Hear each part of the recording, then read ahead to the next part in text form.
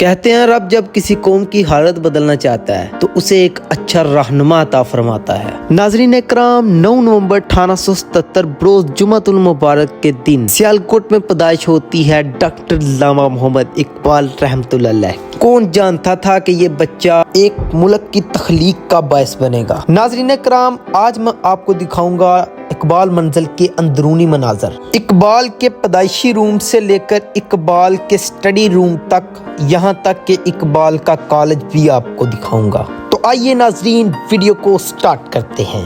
आज जी आपको मैं दिखाने लगा हूँ शायर मशरक अल्लामा मोहम्मद इकबाल के घर के अंदरूनी मनाजर।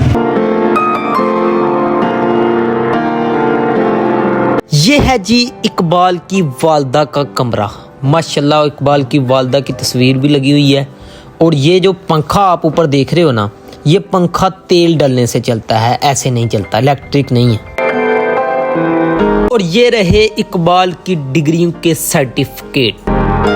जी इस वक्त हम लोग मौजूद हैं शायर मशरक अल्लामा मोहम्मद इकबाल रहमतुल्लाह अलैह के घर में। तो माशाल्लाह बहुत प्यारी प्यारी इनकी चीज़ें यहाँ पर पड़ी हुई हैं।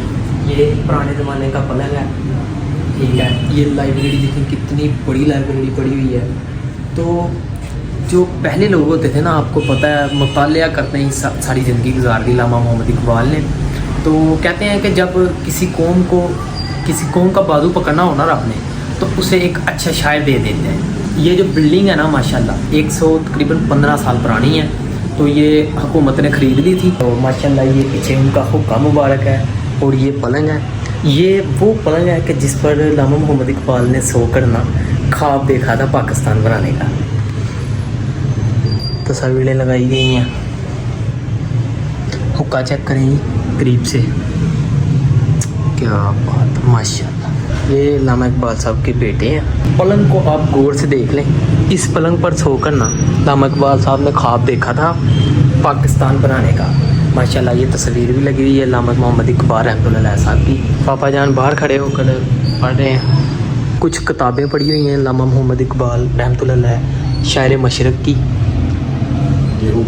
हुक्का माशाल्लाह दिखाया मैंने, ये भी किताबें हैं माशाल्लाह जी। ये है जी शायर मशरक अल्लामा मोहम्मद इकबाल रहमतुल्लाह अलैह का स्टडी रूम।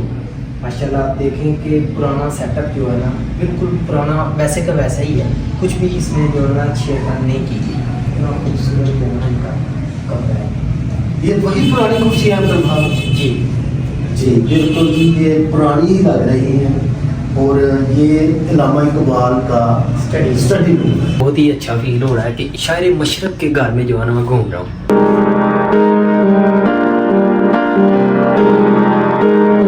ये जी माशाल्लाह दस्तरखान उस ज़माने का, क्या बात है। यहाँ पर बैठकर शायर इकबाल जो ना नाश्ता करते होंगे। तो यहाँ पर ये शेर है, कितना प्यारा लिखा हुआ है।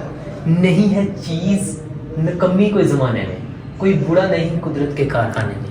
क्या बात, क्या बात, इकबाल साहब की क्या बात। पापा जी ये जो एसी है ये पुराने ज़माने का है? नहीं ये नहीं है।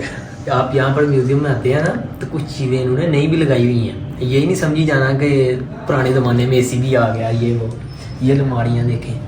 ये मीटिंग रूम है, कितना खूबसूरत। यहाँ पर कुर्सियाँ लगी हुई हैं। तो कुर्सियाँ तो नए ज़माने की लग रही हैं मुझे तो। हाँ, मिल्लत के साथ राब्ता इस्तवार रख, बेबस्ता रह शजर से उम्मीद बहार रख। ऐसे ही बात है।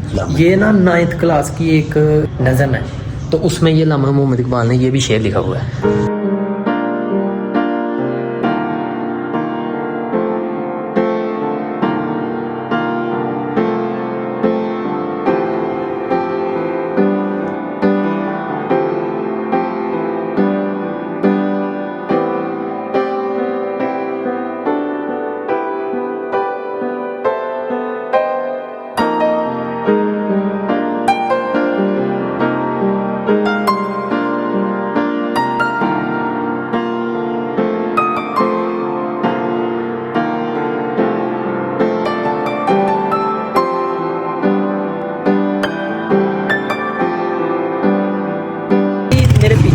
कॉलेज देख रहे हो ना, ये कोई आम कॉलेज नहीं है, ये शायर मशरक अल्लामा मोहम्मद इकबाल रहमतुल्लाह अलैह का कॉलेज है। नाज़रीन कराम, ये वो कॉलेज है कि जहाँ से इकबाल ने FA का इम्तिहान पास किया। Government Murray graduate college Sialkot.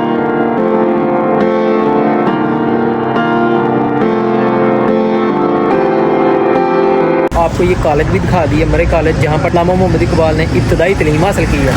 तो भी बस कैसा लगा आपको आज का ये ब्लॉग? उम्मीद है कि आपको ब्लॉग पसंद आएगा। तो भी आज के लिए इतना ही। वीडियो को लाइक नहीं किया हो तो लाइक कर लें, चैनल को ज़रूर सब्सक्राइब कर लें। तो भी बस आज के लिए इतना ही। अपना और अपने की दुआ का ख्याल रखें। सफाई नहीं सफीमान है। अल्लाह हाफिज़। अल्लाह हाफिज़।